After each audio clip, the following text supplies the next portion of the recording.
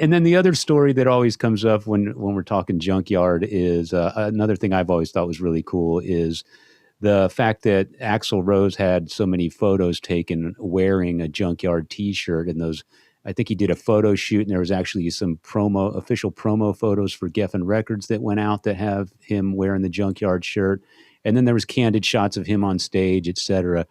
And I know the story. It was that's advertisement you can't buy. Yeah, right. Exactly.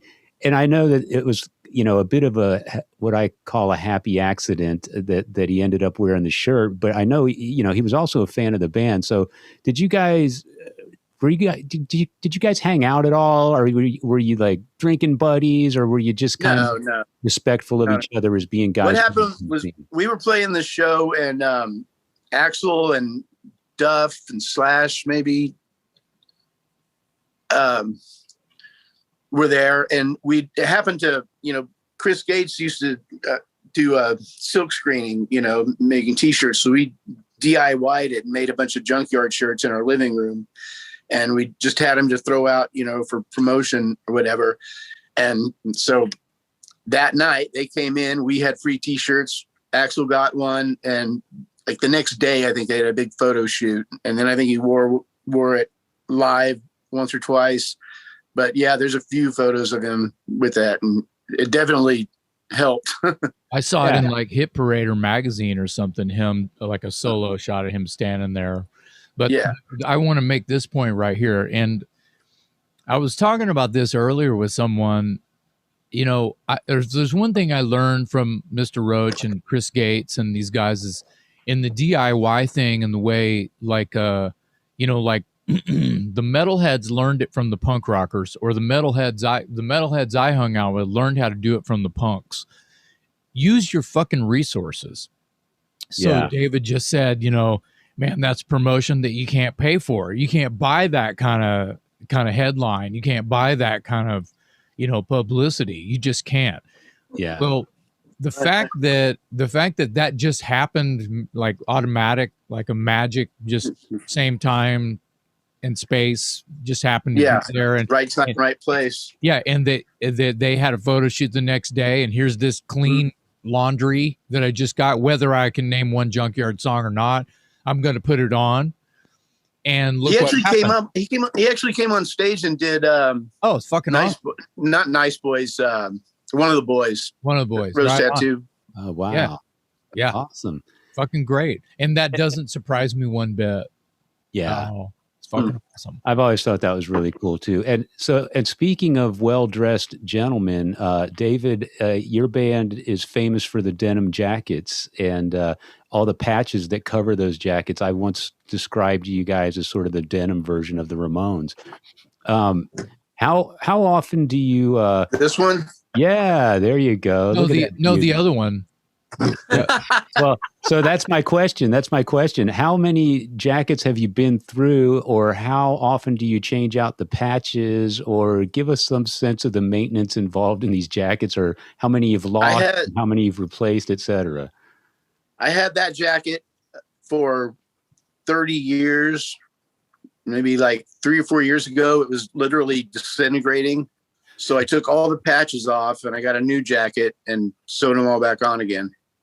So you sew them yourself? You do this yourself? Well, I have to admit, it was kind of a project. So I took it to a tailor and told him to put them exactly where they were from the old one.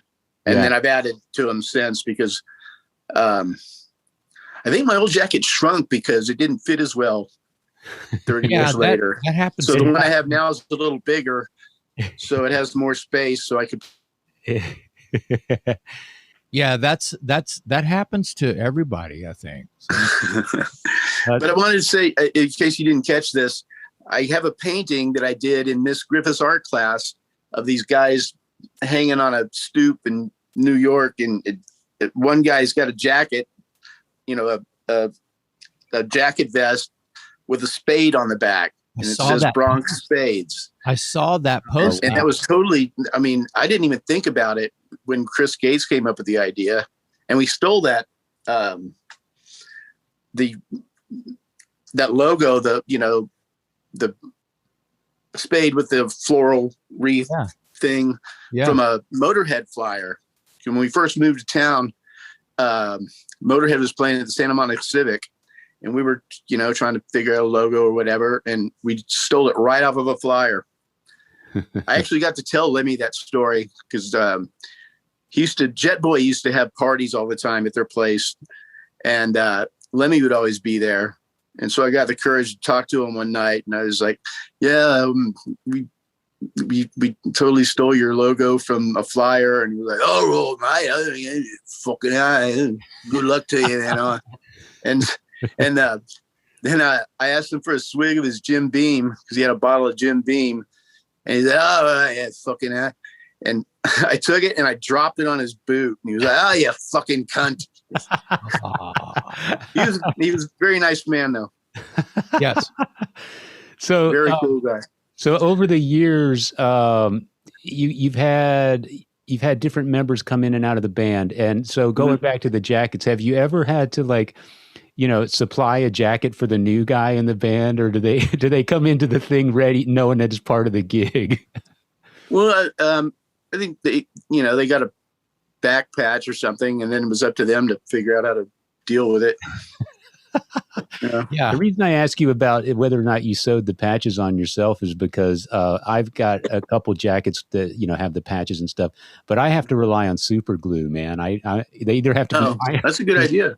Yeah, it's either got to be an iron-on or super glue, or else I safety pin the patches all over my jacket, but I've never been able to sew them on myself. Yeah, I learned how to sew a long time ago. Yeah, me too. Good skill. You start with the safety pins, and then you sew a corner, you take a break for about 6 months, you sew another corner, you take a break for 6 months.